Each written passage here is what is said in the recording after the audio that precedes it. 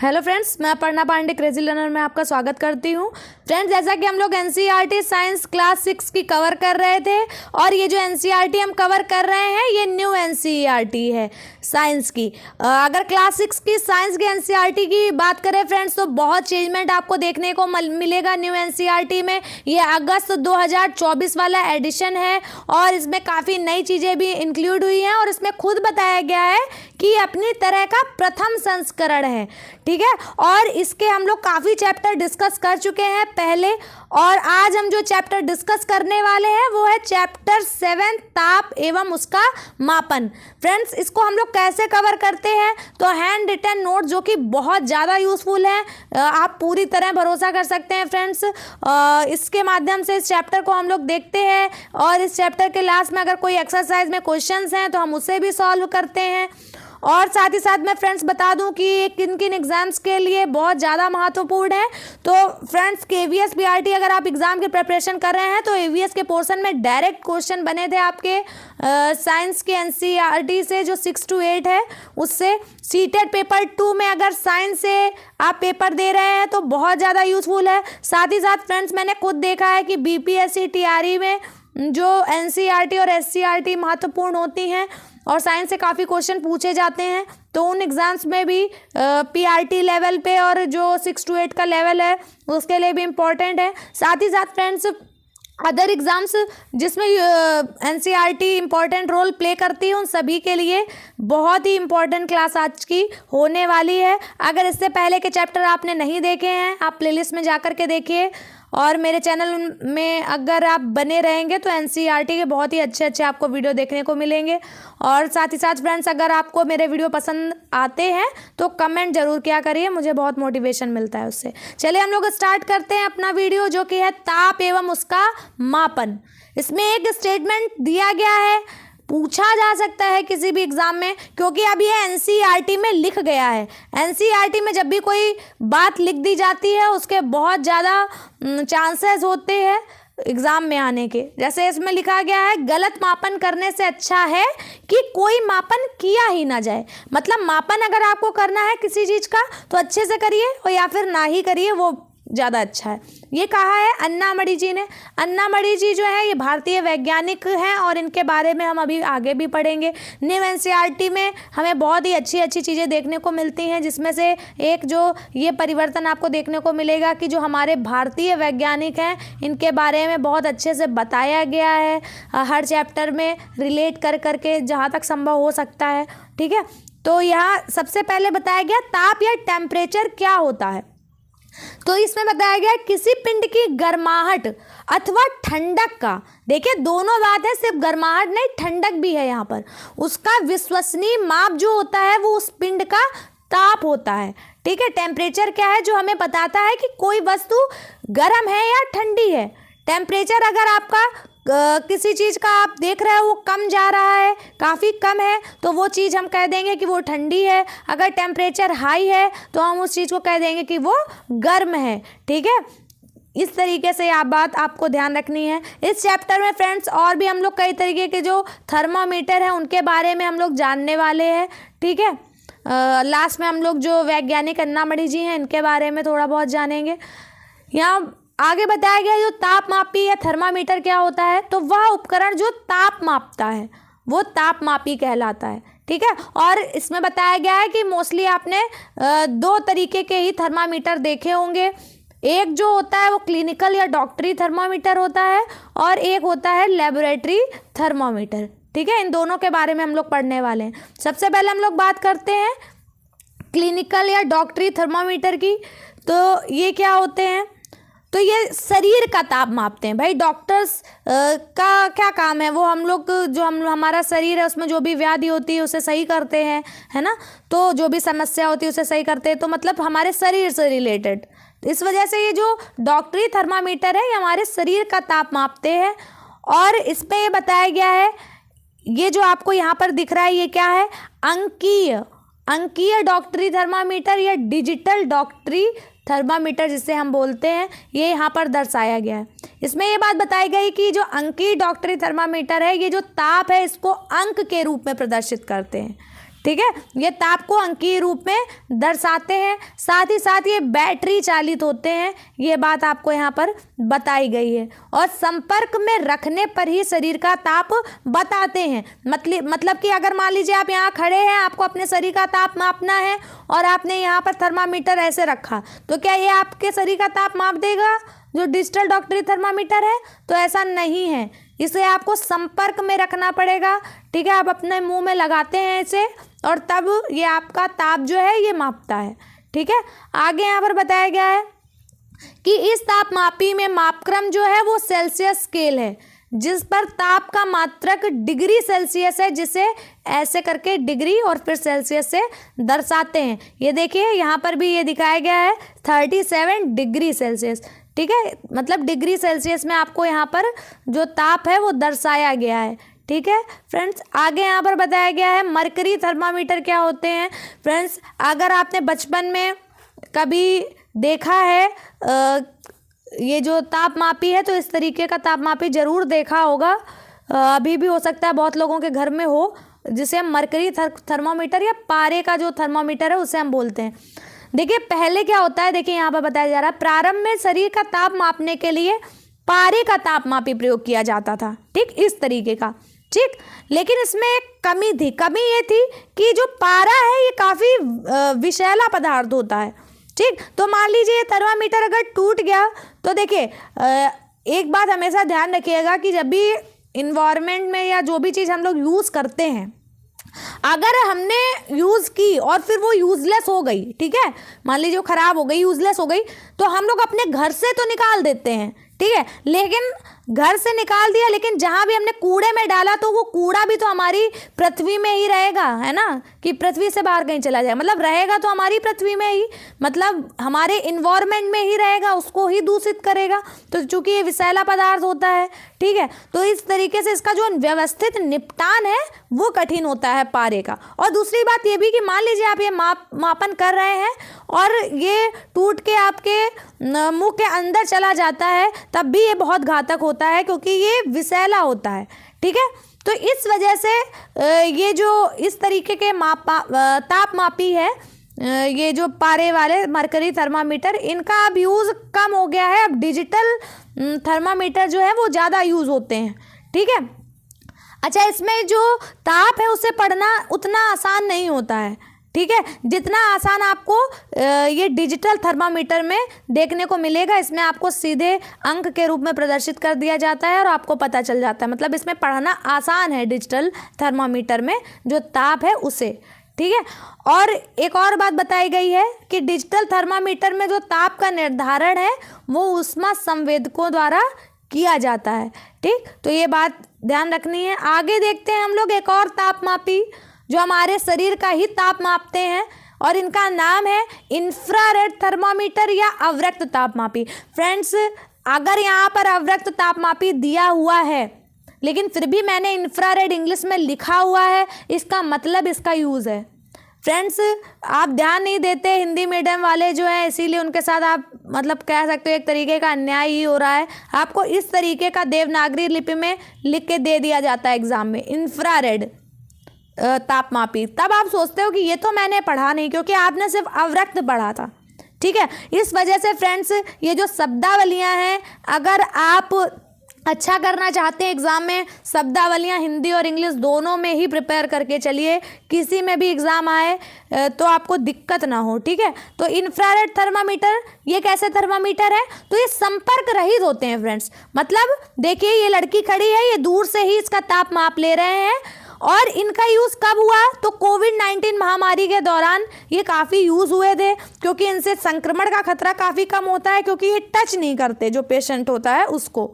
ठीक है फ्रेंड्स, तो ध्यान रखना है कि स्पर्श किए बिना ताप माप सकते हैं। कौन से तापमापी, इंफ्रारेड तापमापी या अवरक्त तापमापी। ठीक है, आगे हम लोग देखते हैं ये जो हमने अभी पढ़ा अंकीय डिजिटल थर्मोमीटर, डॉक्टरी थर्मामीटर अंकीय वाला, इसे जो हमने पढ़ा, इसे यूज़ करते समय हमें क्या क्या सावधानियां रखनी है। तो इसमें बताया जा रहा है ये जो इसका आगे का भाग है जिसे हम अपने मुंह में लगाते हैं, इसको हमें यूज़ करने से पहले और यूज़ करने के बाद में साबुन से व जल से अच्छी तरह से धोना है, और ये जो अंक आपको दर्शाया गया है, ये वाला जो स्थान है, अंक प्रदर्श इसे बोलते हैं। इसे धोते समय मतलब इसमें जल नहीं पड़ना चाहिए। जब हमें ये भाग इसका धुल रहे हो तब अंक प्रदर्श पर जल नहीं पड़ना चाहिए। साथ ही साथ इसमें बताया गया है कि अग्रभाग से तापमापी को नहीं पकड़ना चाहिए, हमें इधर से तापमापी पकड़ना चाहिए। ठीक है, आगे हम लोग देखते हैं। स्वस्थ मानव शरीर का ताप बताया गया है 37.0 डिग्री सेल्सियस। ठीक है, तो ये बताया गया कि स्वस्थ मानव शरीर का ताप इतना माना जाता है। तो क्या फ्रेंड्स, अगर किसी का ताप 37.1 डिग्री सेल्सियस है तो क्या वो अस्वस्थ हो गया? तो ऐसा नहीं है। ठीक है, इसमें ये बात बताई जा रही है कि वास्तव में जो हम लोग मानते हैं कि स्वस्थ मानव शरीर का ताप जो है 37.0 डिग्री सेल्सियस होता है, ये बहुत सारे लोग, बहुत सारे जो स्वस्थ व्यक्ति हैं उनका औसत तापमान है, मतलब 37 के समथिंग। अगर आपका जो तापमान है 37 से थोड़ा सा ऊपर या थोड़ा सा नीचे जा रहा है तो इसमें आपको बहुत ज़्यादा टेंशन लेने की ज़रूरत नहीं है, क्योंकि बताया गया है कि स्वस्थ व्यक्ति का सामान्य ताप जो है वो 37 डिग्री सेल्सियस से थोड़ा भिन्न भी हो सकता है। ये कई कारकों पर निर्भर करता है और ये कारक आप ध्यान रख सकते हो, क्योंकि अगर हम teaching exams KVS PRTS exam की बात करें तो कभी कभी यही बहुत डीप में पूछ लिया जाता है कि कई कारकों पर निर्भर करता है और आपको 1 2 3 4 करके दे दिया और फिर आपसे ऑप्शन दिए 1 2 3 या 1 2 1 3, तब आपसे नहीं हो पाता। ठीक है, तो ध्यान रखना है किस किस पर निर्भर करता है, तो उम्र, दिन का समय और गतिविधि का स्तर, ये बात आपको ध्यान रख के चलनी है। आगे हम लोग देखते हैं मानव शरीर का जो सामान्य ताप होता है वो यहाँ पर सही कर लीजिएगा 35 डिग्री सेल्सियस से नीचे तथा 42 डिग्री सेल्सियस से ऊपर नहीं जाता है। ठीक है, ये बात ध्यान रखना है, 35 से 42। ठीक है, तो आप देखोगे जो सामान्यतः जो हमारे शरीर के ताप मापने के लिए जो थर्मामीटर होते हैं उनकी भी रेंज लगभग ऐसी ही आपको दी जाती है, क्योंकि जो मानव शरीर का तापमान है वो 35, ये यहाँ पर आपको सही करके चलना है, 35 डिग्री सेल्सियस से 42 डिग्री सेल्सियस से ऊपर नहीं जाता है, मतलब 35 से नीचे और 42 से ऊपर। ठीक है, आगे हम लोग देखते हैं छोटे बच्चों और वृद्धों के शरीर का ताप मापने के लिए अंकीय तापमापी कांख में या बाह के नीचे भी रखा जा सकता है। ये आपने कई बार देखा भी होगा, जैसे छोटे बच्चे हैं वो मुंह में नहीं लगा सकते हैं, तो फिर इस तरीके से जो उनके हाथ है उसके यहाँ पर नीचे, यहाँ पर आपको ये जो थर्मामीटर है ये लगा दिया जाता है। बस अंतर इतना होता है कि जो इस तरीके से ताप मापा जाता है वो वास्तविक ताप से 0.5 से 1 डिग्री सेल्सियस तक कम होता है। जैसे कि मान लीजिए इसमें दिखाया जा रहा है 37 डिग्री सेल्सियस, तो रियल में वो कितना होगा? रियल में रियल टेम्परेचर होगा उसका 38 डिग्री सेल्सियस, या आप बोल सकते हो 37.5 से 38 डिग्री सेल्सियस तक। आगे हम लोग देखते हैं ताप का जो अन्य मापक्रम या जो स्केल होता है वो एक फ़ारेनहाइट स्केल भी होता है, और इस स्केल पर ताप का जो मात्रक होता है वो डिग्री फ़ारेनहाइट होता है। ठीक, और यहाँ पर बताया गया है कि 37 degree Celsius equal to 98.6 degree Fahrenheit, मतलब कि जो स्वस्थ मानव शरीर का फ़ारेनहाइट में अगर हम बात करें तो कितना होगा, तो 98.6 डिग्री फ़ारेनहाइट। आगे हम लोग बात करते हैं, अभी हमने सेल्सियस स्केल और फ़ारेनहाइट स्केल के बारे में जाना। अब यहाँ बताया जा रहा है जो वैज्ञानिक कार्य हैं उनके लिए ताप का एक अन्य स्केल उपयोग किया जाता है। पूछा जा सकता है वैज्ञानिक कार्य के लिए ताप का कौन सा स्केल प्रयोग किया जाता है, तो वो होता है केल्विन स्केल। ठीक है, और इस स्केल पर जो ताप का मात्रक होता है वो केल्विन होता है। ठीक, और ये केल्विन ही है जो एसआई मात्रक है ताप का। ठीक, एसआई मात्रक जो अंतर्राष्ट्रीय स्तर पर जो ताप का मात्रक स्वीकार किया गया है वो है केल्विन, ध्यान रखना है। ठीक है, अब यहाँ पर बताया गया है कि केल्विन स्केल पर जो तापमान होता है वो सेल्सियस स्केल पर तापमान प्लस 273.15 के बराबर होता है। इसका कहने का ये मतलब है कि मान लीजिए कि सेल्सियस स्केल पर ताप जो है वो 37 डिग्री सेल्सियस है, अब हमें इसे केल्विन स्केल पर निकालना है, तो कुछ नहीं, हमें इसमें ऐड कर देना होगा 0.15 ये ऐड कर देंगे। जब हम ऐड करेंगे 0.15 ये आ जाएगा, 7 3 10 ये, और 7 3 10 1 11, और ये 310.15 हमारा हो जाएगा। ठीक है फ्रेंड्स, आगे यहाँ पर हमें ध्यान देना है कि हम इन्हें लिखते कैसे हैं। यहाँ बताया जा रहा है कि मान लीजिए डिग्री सेल्सियस को आपको इंग्लिश में लिखना है तो आपको ये डिग्री के सारे वर्ड्स ऐसे छोटे ही बनाने हैं, ठीक है, और फिर सेल्सियस में सी बड़ा बनाएंगे, फिर आगे हम ये ऐसे छोटे वर्ड बनाएंगे, ठीक, इस तरीके से। ऐसे ही सेम डिग्री और फॉरेनहाइट में भी एफ ऐसे बड़ा होगा, ठीक है, फिर फॉरेनहाइट लिख देंगे। लेकिन केल्विन में ध्यान रखना है कि डिग्री केल्विन नहीं होता। पहली बात तो ये ध्यान रखना है कि डिग्री केल्विन नहीं होता। दूसरी बात, जब हम केल्विन को फुल फॉर्म में लिखते हैं, मान लीजिए किसी वर्ड के आगे मात्रक के रूप में, तो के छोटा बनाएंगे, ये यहाँ पर बताया गया। जैसे सेल्सियस और फॉरेनहाइट में ये बड़ा बना रहे थे, के हमें छोटा बनाना है।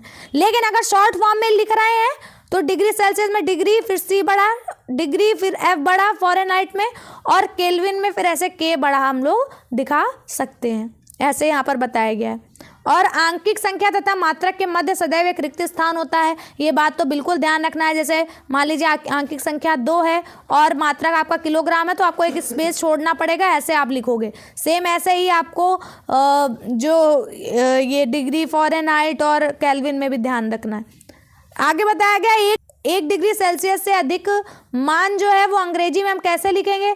तो जैसे 1 डिग्री सेल्सियस से ज़्यादा, मान लीजिए कितना भी हो गया, मान लीजिए 37 ही हम ले लें, तो हम 37 अगर ऐसे लिखना है तो हम ऐसे लिखेंगे 37 डिग्रीज सेल्सियस, इस तरीके से, ठीक है। लेकिन हिंदी में हम इसे डिग्री सेल्सियस इस तरीके से ही लिखेंगे। ये सारी बातें आपको ध्यान रखनी है फ्रेंड्स।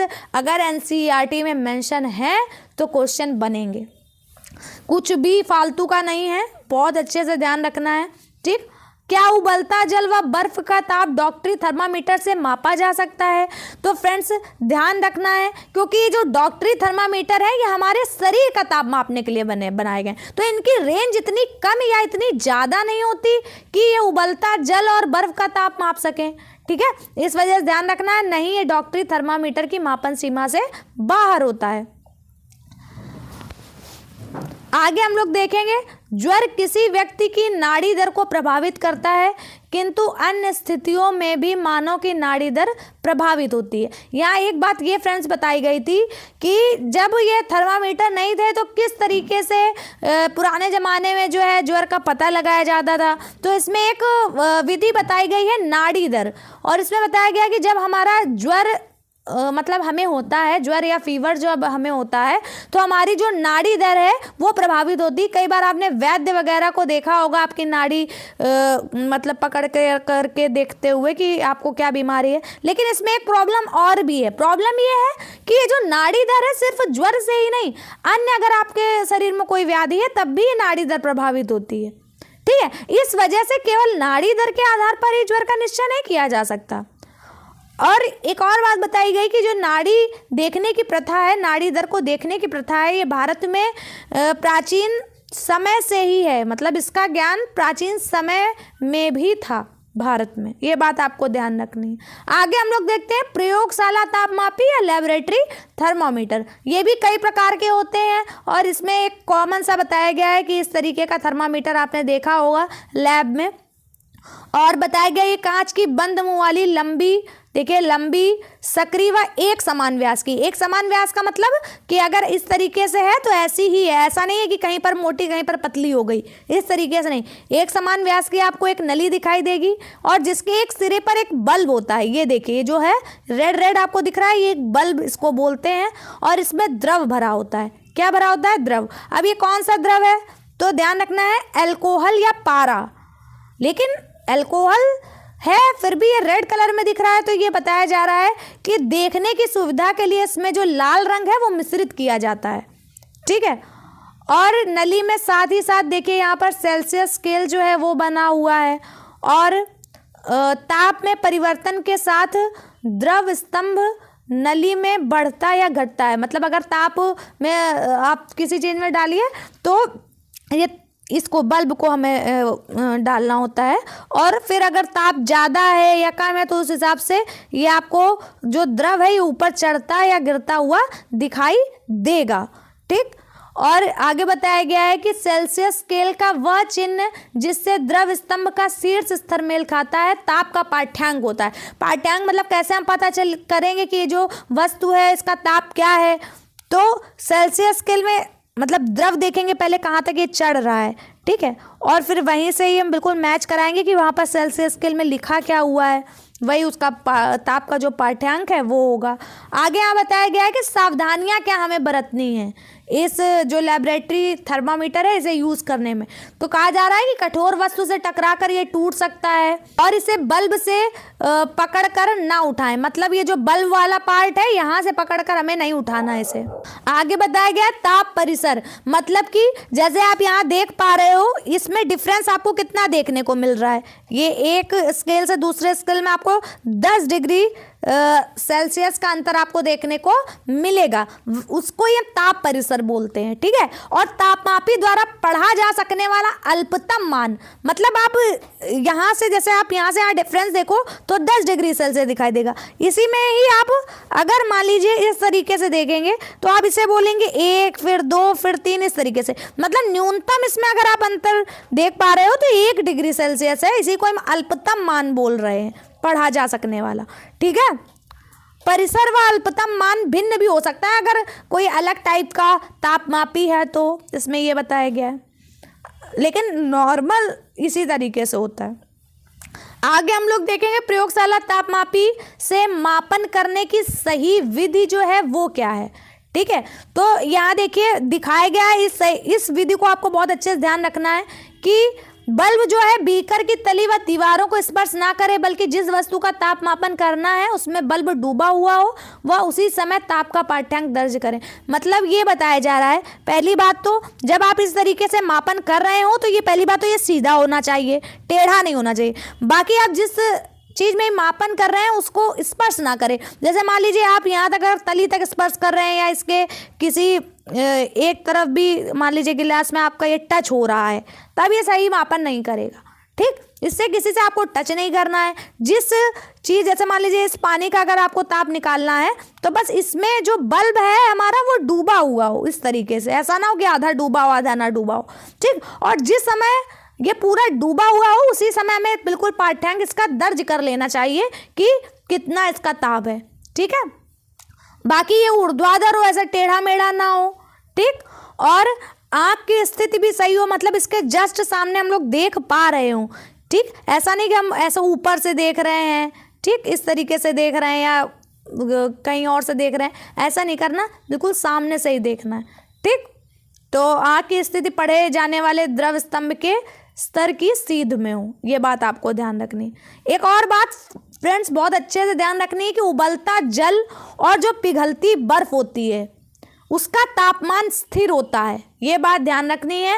एक लेवल तक जाकर ही ताप बढ़ता है, आप देखोगे अगर जो जल है वो उबलने लगा है तो उसके बाद फिर उसका ताप नहीं बढ़ेगा, ऐसे पिघलती बर्फ जो है, ठीक। तो ये बात आपको बहुत अच्छे से ध्यान रखनी है, उबलता जल और पिघलती बर्फ जो है उसका तापमान स्थिर होता है, ठीक, ये बात आपको ध्यान रखनी है।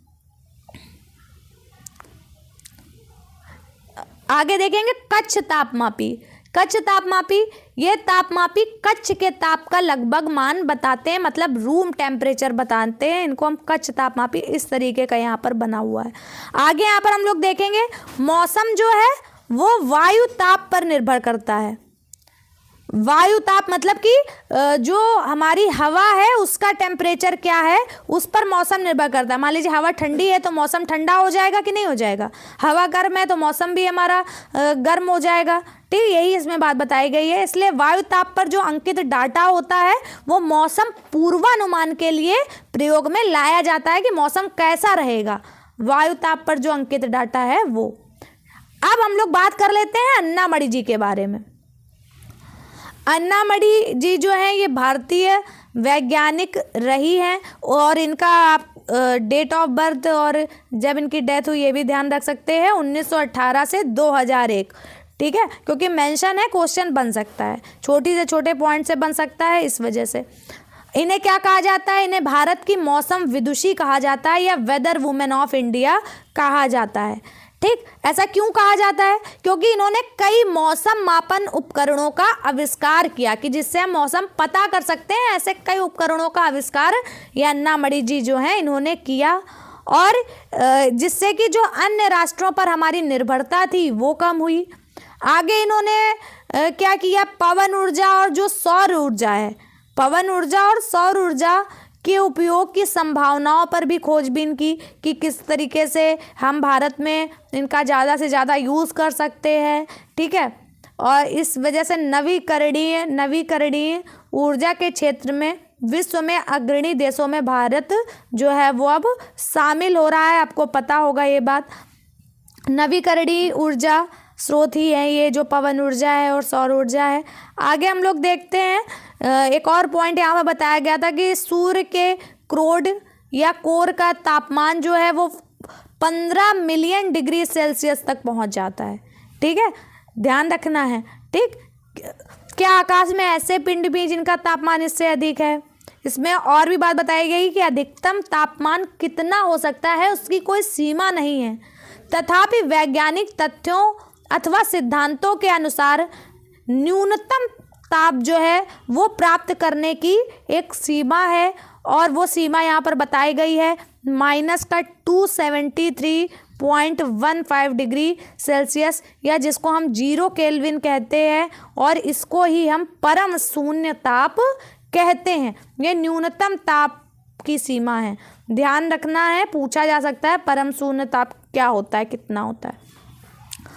अब इसके बाद में ये एक्सरसाइज फ्रेंड्स दी हुई थी, थोड़ा हम लोग इसमें भी देख लेते हैं। लिखा है कि स्वस्थ मानव शरीर का सामान्य ताप लगभग कितना होता है, तो 98.6 डिग्री सेल्सियस। बिल्कुल गलत। ठीक है, 98.6 डिग्री सेल्सियस नहीं, 98.6 डिग्री फ़ारेनहाइट होता है। ठीक है, तो ये गलत हो गया। दूसरा देखते हैं 37.0 डिग्री सेल्सियस, ये बिल्कुल सही है। ठीक है, आगे हम लोग देखते हैं 37 डिग्री सेल्सियस के समान ताप जो है वो कौन सा हो जाएगा, 98.6 डिग्री फ़ारेनहाइट। किसी निकाय की गर्माहट अथवा ठंडेपन उसके ताप से निर्धारित की जाती है। हिमशीत जल का ताप जो है वो डॉक्टरी तापमापी द्वारा नहीं मापा जा सकता। ताप का मात्रक डिग्री सेल्सियस होता है। ठीक है, क्वेश्चन हमारा है प्रायः प्रयोगशाला तापमापी की मापन सीमा। प्रयोगशाला तापमापी अभी हम लोगों ने देखा था, और उसमें आपको ध्यान रखना है कि -10 डिग्री सेल्सियस से लेकर के 110 डिग्री सेल्सियस तक जो मापन सीमा है वो हमारी होती है। जल का ताप मापने के लिए 4 विद्यार्थियों ने प्रयोगशाला तापमापी का उपयोग चित्र के दर्शाए अनुसार किया, और फिर कहा गया था कि किसने सही से यूज़ किया है। तो आपको बताना है ये गलत है क्योंकि टेढ़ा हमें नहीं रखना है। ये तली को स्पर्श कर रहा है इसलिए गलत है, ये इधर स्पर्श कर रहा है इसलिए गलत है, और ये विद्यार्थी जो 2 है इसने सही से किया है मापन। ठीक है फ्रेंड्स, तो इस तरीके से जो चैप्टर है हमारा ये कंप्लीट होता है। इसके बाद हम लोग चैप्टर 8 डिस्कस करेंगे। फ्रेंड्स, अगर आपको मेरा वीडियो पसंद आ रहा है तो अन्य लोगों के साथ भी जो चैनल है वो शेयर कीजिएगा, और साथ ही साथ कमेंट जरूर करिएगा। चलिए मिलते हैं हम लोग नेक्स्ट वीडियो में, तब तक के लिए जय श्री राम।